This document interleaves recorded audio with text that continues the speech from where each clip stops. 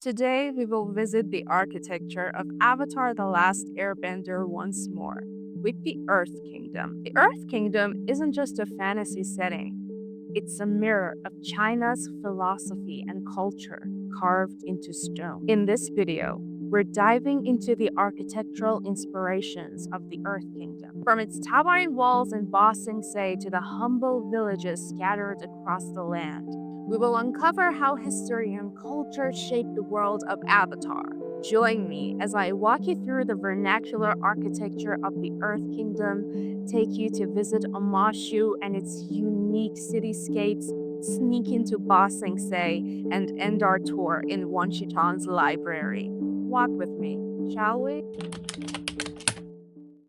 As Team Avatar makes way to the North Pole in Season 1, we are introduced to various locations in the Earth Kingdom, and it starts to plant seeds in our head about what this kingdom is supposed to be like. The Earth Kingdom is not only the biggest kingdom in the Avatar universe, it also has the biggest population, but with the lowest bender to non bender ratio. The sheer size of the Earth Kingdom warrants its cultural diversity, and we witness how different these locations are to one another. In one word, one can describe the architectural inspiration as Chinese. However, you must realize that China has had influence all over East and Southeast Asia. And as we walk among these villages, you'll come to realize that the architecture is an amalgamation of them all. We step into the Kyoshi Island, Haru's village, the Haunted Village, and Shin the Conqueror's village, where the architecture varies from simple farmhouses to mansion complexes. These rural areas primarily use wood as structural material and roofs with flying eaves. Very Chinese. As benders are typically rare in those parts of the land, we see that the architecture is quite similar to a Siheiwan style, with one courtyard and four or several buildings surrounding it, with the main one in the north facing south. Some of the other villages resemble Nongjiaiwan, which is very similar to Siheiwan with its courtyard. Think Siheiwan, but farmhouse. But these villages don't all follow the same recipe and lifestyle, and the architecture shows. We walk to Song's village, where the architecture is mostly Korean style, or Hanok. Keep in mind that Korea has also taken influence from China, but it is distinct nevertheless. Hanok is known for its integration with nature and wooden framework. Look at the details on the doors and windows, and you clearly see a trace of its Korean counterpart. Even Song's apparel resembles hanbok. Of course, the house isn't a complete stranger to Chinese architecture and also bears resemblance with Minju. These vernacular houses are in southern China, typically in human places. And its most distinct feature, and the one we see in Song's house as well, is Huanlan, or a surrounding corridor. Just like Hanok, this corridor serves as a way to integrate inside and the outside, a spiritual bridge between nature and the built environment. We will talk about spirituality more once we reach Ba Sing Se. The storm benders, although they are water benders, are part of the Earth Kingdom territory, with architecture most similar with Southeast Asian style. These countries are tropical and humid, with various seasonal flooding, so the architecture needs to be resilient and easily reconstructed. Building these houses on a palati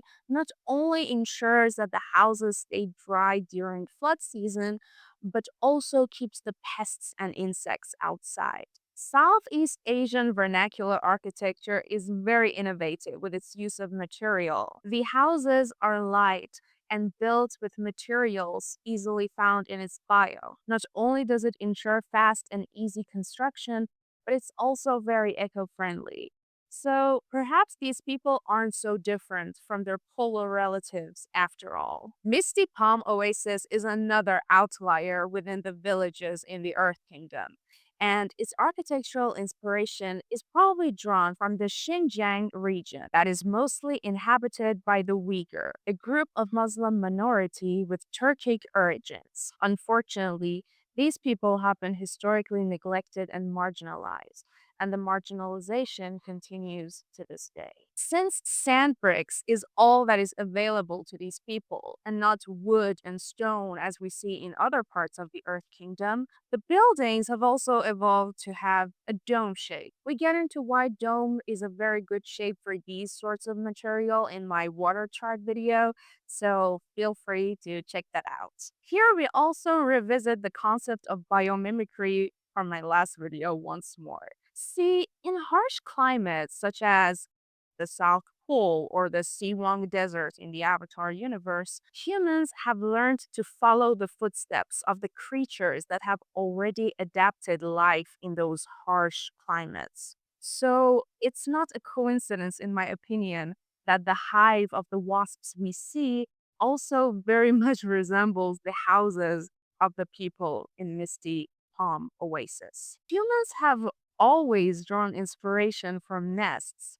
So to me, it seems like these people have seen how these wasps have came up with a construction technology that works in this situation and have decided to mimic that as well. Do you see how fantasy architecture and world building are so tangled and are working together so perfectly here? Speaking of fantasy architecture, we see an example of how you can combine two completely different concepts to establish a mood. In the episode Zuko Alone, the houses are pretty much similar with the ones we saw so far in most of the Earth Kingdom, but the village layout, the urban planning, if you will, is a reminder of early North American settlements, the likes of which you see in Western movies. The story in the episode is very Western as well. A tortured anti hero running away from his past, trying to redeem himself, but failing both as his genuine self and his alter ego, because in reality, he hasn't discovered his genuine self yet. This is communicated to us, the audience, more concisely through the use of the village layout, playing with our preconceived notions, sending your mind spatial information based on your previous experiences and creating a new experience of space. The last place we step into before the grander cities is General Fong's fortress. This circular shaped fortress has drawn inspiration from Tulu and Hakka architecture. Tulus are walled villages that function like an apartment complex. The houses and private spaces are configured around and make the wall and house 800 to 1,000 people. And at the center, there is a public and communal courtyard. The Hakka architecture follows the same principle, as these people were villages who always had to be prepared for clan wars. Both of these styles ensure safety and preparation for battle, essential for a military fortress. There are many ways to walk into the city of Omashu, but I prefer the Cave of Two Lovers. Why? Because I'm obsessed with the three wolf bat statues at the entrance of the cave. These beautiful statues are inspired by Neo Garden statues in Buddhist temples. So I took you to a dark and complicated maze because statues pretty. Feel me. But bear with me on this walk because we finally reached Omashu. The art book doesn't mention Omashu's design, so let us do a little theorizing of our own. The houses themselves have the classic flying eaves, but unlike houses in villages, they seem to be monolithic, built from a single slab of stone and not bricks and such. And it makes sense because the city entirely runs on earth vendors. Even its gates can only be opened by vendors. So, except for the roof, which needs to be lightweight, the rest can easily be built with one swoop motion from vendor. The city landscape probably follows the mountain range, but from afar, they seem to have drawn inspiration from various type of pagoda, with the palace on the top of the tallest pagoda. Pagoda is a religious tiered tower. These structures are often Buddhist, Taoist, or Hindu temples. Although these towers were usually built with wood, mostly stone ones have survived to this day. And from afar, the city of Amashu looks like a series of fractal stone pagodas.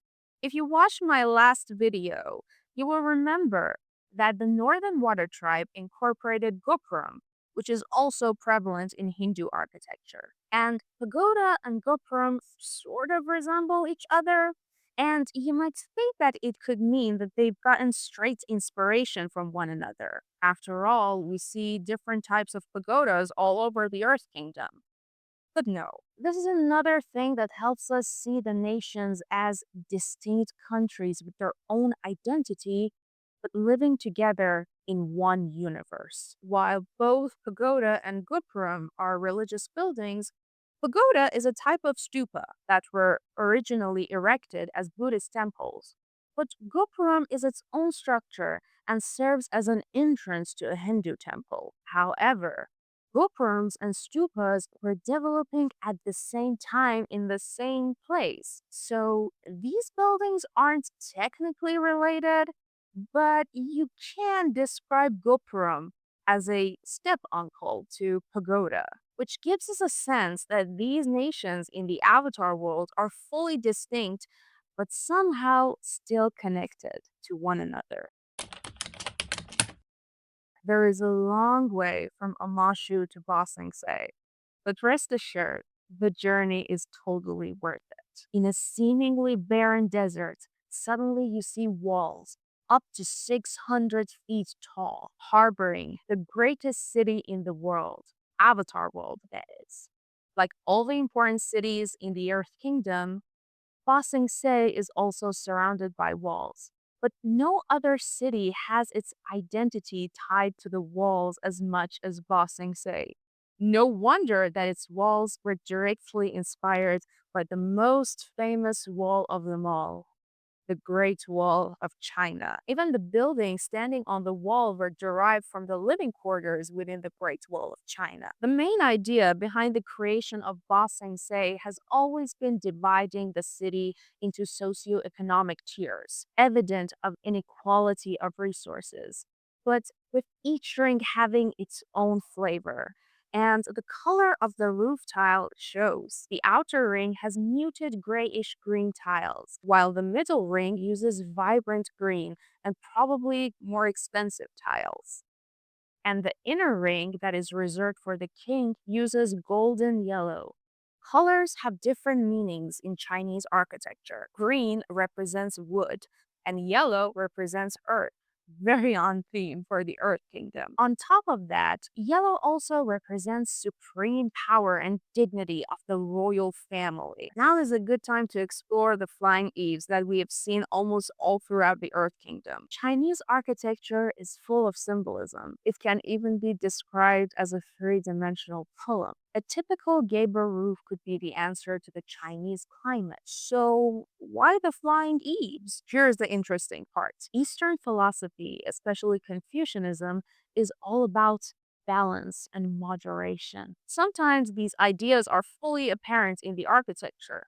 For instance, symmetry is always seen in these structures, the literal embodiment of balance, but some are more hidden. For instance, squares and circles. You see, circle symbolizes heaven and square symbolizes earth. To achieve balance and tranquility, one must consider them both. Notice how we have circular doorways along square windows? In a bigger scale, we have a rectangular building, but with a roof with flying eaves, as if the building is growing from earth but is being ever so slightly touched by the heavens. From a purely morphological standpoint, the flying eaves make the buildings look light, agile, as if they can jump up at any moment. And isn't that exactly what earthbending is? You need to be grounded, sturdy, stubborn, like a building, but ready to strike at any moment, to take off. Flying eaves are seen all throughout the Fire Nation and Air Temples, but the Earth Kingdom is the most loyal to this morphology, possibly due to the relation between the symbolism and their bending style. Let us now quietly step into the palace complex. This is basically a direct copy of the Forbidden City, another palace complex. Even the little creek in front of the main palace is the same. And I can't think of any better work of architecture for this purpose, with those beautiful flying eaves, bucket arches, and carved beams. The throne room is another great example of architectural storytelling. The gigantic room is directly contrasting the Earth King, who is essentially just a guy. I'm just a guy living there in captivity. He was raised to look like this immense figure of power and regal majesty, but in actuality, he's empty, small, fragile, just like the last Chinese emperor from whom he was based upon. Spirituality is the backbone of Avatar The Last Airbender.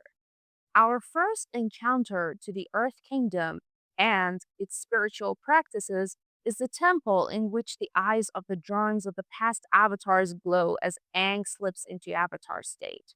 And by looking at the temple, here emerges two theories. The first one is that the Earth Kingdom design wasn't fully developed yet for the artists, because while the buildings do resemble Hall of Prayer for Good Harvest in the Temple of Heaven in Beijing, it is more similar with Chortens or Tibetan stupa, which bears more similarity with the air nomad style. But the second theory, and my personal theory, is that air nomads have always represented spirituality in the Avatar world. In the novels, we learn that air nomads were regarded as good luck, and people, regardless of their nationality, always treated them with respect and hospitality. So, it makes sense that a temple in Earth Kingdom, a spiritual place, would try to imitate the architecture of the most spiritual. After all, borrowing architectural elements have always been prevalent in our world as well. Speaking of spirituality, the Earth Kingdom is home to the spirit of Wan Shi Tong and his marvelous library. But before I get into it, let's make one thing straight. There is no buttress. Look at those beautiful buttresses. I have seen it, there is no buttress. And even so, buttresses are usually exterior elements, not interior. But you have seen the drawing, and if the drawing is correct, there is no buttress outside. Look at those beautiful buttresses. Why did they bring up buttresses? There is no buttress. They just put it there because it has butts in it. But I digress.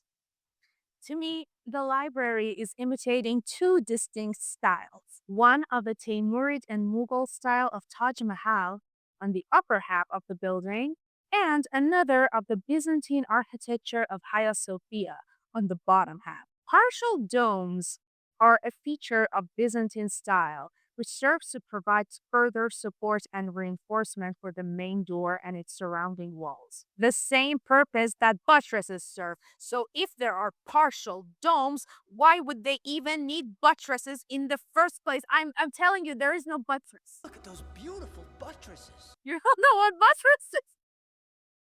I digress. But the inside of the building is unlike any of the two styles.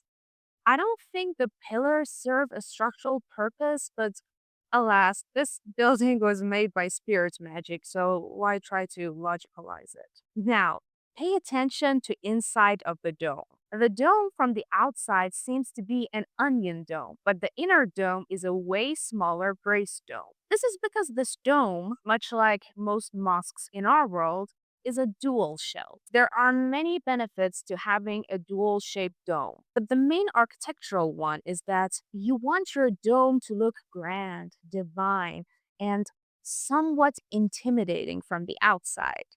But from the inside, you want your building to hold people like a mother. You want the interior to be friendly, reachable. I love these domes. They're a perfect representation of what religious architecture is supposed to be and what it needs. And Wan Shitong deserves nothing less than. Definitely not a buttress joke. Look at those beautiful buttresses. That was quite a walk, huh?